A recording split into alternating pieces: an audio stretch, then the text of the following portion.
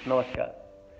चलिए समझते हैं डेड फूड यानी कि मरा हुआ खाना किसे कहते हैं। जितने भी तरीके के पैकेट वाले फूड हैं, मतलब जो भी ऐसा खाना जिसे आप पैकेट से फाड़ कर डायरेक्ट आप खा लेते हैं, डायरेक्ट आप कंज्यूम कर लेते हैं, इस तरीके के सारे फूड डेड फूड यानी कि मरा हुआ खाना में आते हैं। ठीक है, इसके जो सेल्स होते हैं वो पूरी तरीके से मर जा रहते हैं। क्यों मर जाते हैं? क्योंकि इसे प्रिजर्व करके रखना पड़ता है ना।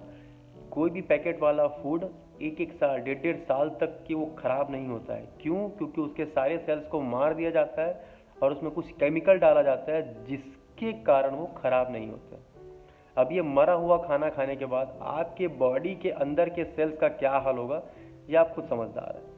दूसरा जो होता है, जो खाना बहुत ज़्यादा प्रोसेस से होकर गुजरता है, मतलब कि जैसे कि शक्कर हो गया।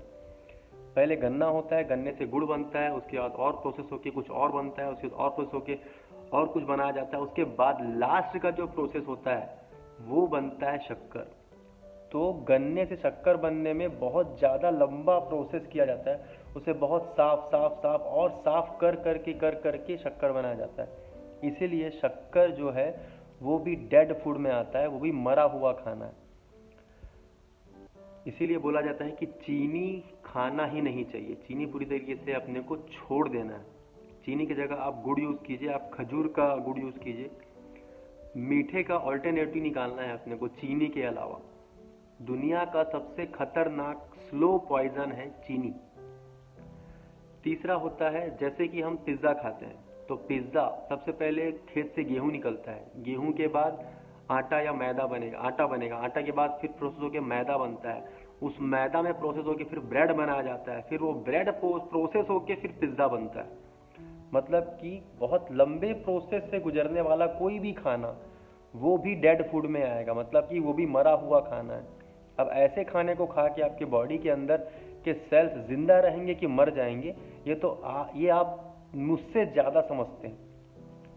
दिक्कत यह है कि हमको सब पता है कि ये खाना हमारे शरीर के लिए सही नहीं है, बट फिर भी हम खाते हैं। तो कोशिश कीजिए कि ये जो खाना है, जो मरा हुआ खाना है, आप कम से कम खाएं। क्योंकि देखो, कंपनी को कोई फर्क नहीं पड़ता कि आपके हेल्थ के साथ क्या होता है। बिस्किट की कंपनी को कोई फर्क नहीं पड़ता कि आप बिस्किट खाने से आपके शरीर को क्या फर्क पड़ता है। ठीक है, कुरकुरे, चिप्स, लेस, ये कंपनियों को कोई फर्क नहीं पड़ता कि वो खाने से आपके बॉडी के अंदर क्या इफेक्ट पड़ता है। उनको सिर्फ अपना प्रोडक्ट बेचना होता है। वो आप सिर्फ उनके लिए एक कस्टमर हैं।